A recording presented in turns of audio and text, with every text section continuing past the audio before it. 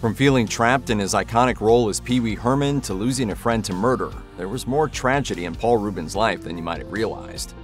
Paul Reubens was incredibly close to his parents, and even after fame found him, he regularly took the time to visit them in his childhood home in Sarasota, Florida. He often lauded his father's commitment to his military career, and when he was diagnosed with cancer in the early 2000s, Reubens moved back home to help care for him. That makes it unbelievably heartbreaking that both of his parents were pushed aside through his heyday as one of the most popular children's entertainers of the decade. A column for Sarasota magazine shared that when Reubens hired manager Michael McLean, it was decided that Pee-wee Herman wasn't just a character, he was an entire person. Ah! What's this? Looks like a brain! Not only did Reubens not do interviews as himself, but fictionalized versions of his parents were created. Gone were Milton and Judy, replaced with Herman and Honey. It didn't entirely work out, so the idea of parents was overlooked altogether. In order to keep up the illusion that Pee-wee was a real person, his parents had strict guidelines to follow. If they ever attended premieres, charity events, or functions, they were instructed not to identify themselves, not to associate with him in public, and definitely not to talk to the press. Judy wasn't even allowed to set up interviews or speak on behalf of her son after his infamous arrest.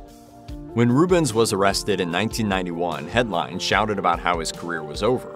Networks pulled his show from the air, and although that gave the appearance he'd been canceled, that wasn't actually the case. He'd already quit. His mother told Sarasota magazine that long before 1991, he was sick of Pee-wee, didn't want to play him anymore, and felt trapped in a role that had gotten way bigger than he intended.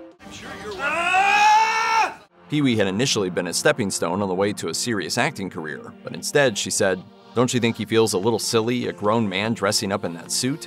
Stephanie Moss was a longtime friend of Reubens, and she echoed the sentiment, telling the same publication, "He loved Pee-wee, but he wanted out." Those who knew him best described him as being exhausted by the facade, tired of having his life pushed aside in favor of Pee-wee's career, and feeling dread about some inevitable requests, meeting terminally ill children.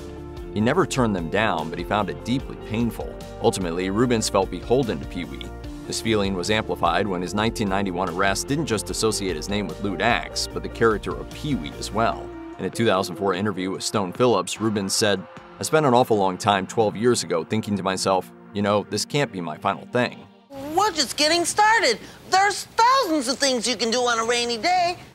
When Reubens was first approached to put together the show that would turn into one of the biggest children's television programs of the 1980s, it wasn't an overnight process. In fact, according to Inside Pee-wee's Playhouse, the untold, unauthorized, and unpredictable story of a pop culture phenomenon, it's entirely possible that it wouldn't have worked out the way that it did without the contributions of Phil Hartman, whose improvisational skills proved integral to the development of the show.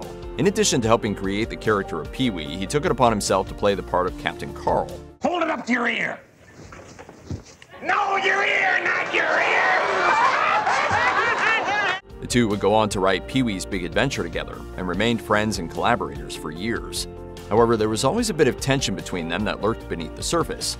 On one hand, Hartman firmly believed that Reubens was making a huge mistake by turning his entire career into Pee-wee Herman. On the other hand, Hartman's successful attempts at furthering his own career left Reubens bitter and angry. Hartman was a Playhouse regular when he decided to move on to SNL, and they didn't speak again for quite some time.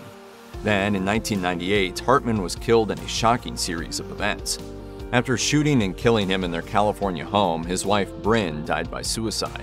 When Reubens sat down with Westword in 2016, he talked a bit about Hartman's lasting impact on him and the friendship they treasured. He talked about how their friendship had formed instantly, how neither had really known what they were doing in the early days and their goals in life.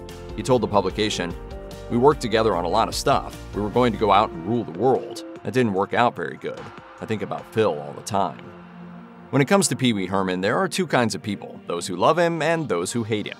There's really no in-between, and even before his arrest in 1991, that division was there. When Stone Phillips interviewed Reubens in 2004, he asked him about a quote from Newsweek that referenced the fact that some people found Pee-wee Herman deeply unsettling. Reubens was aware of the fact, and it bothered him just as deeply. He said, "I don't know if I can view Pee-wee Herman as someone that would give you the willies. I mean, maybe that's because he's certainly part of me. Part of me is like Pee-wee Herman. Look at me, I'm getting defensive about an article that happened so many years ago." When Phillips observed that Pee-wee, on the other hand, was comfortable being himself and didn't care what other people thought, Reubens acknowledged the irony. "Yeah, I mean, I'm hating to admit that Pee-wee was healthier than me, but I think in some ways he was." When Reubens passed away in 2023, it seemed to come out of nowhere. In his final message, though, posted to Instagram, he shared with fans that it wasn't precisely the case. He wrote, Please accept my apology for not going public with what I've been facing the last 6 years. I've always felt a huge amount of love and respect for my friends, fans, and supporters. I have loved you all so much and enjoyed making art for you." His obituary in the New York Times confirmed that his death came 6 years after he was diagnosed with an undisclosed type of cancer. The piece lauded his contributions to the television landscape in the 1980s and pointed out things that even longtime fans might not have been consciously aware of. He had insisted on an all-inclusive cast, for example. It also, of course, referenced his 1991 arrest for indecent exposure, proving just what a big deal that was. Reubens has long maintained his innocence in the matter. However, the fact that it's been mentioned so prominently, often alongside tributes to his selflessness, his kindness, and the impact he had on teaching countless kids that it's okay to be a little bit weird, shows how he wasn't able to completely shake the stigma.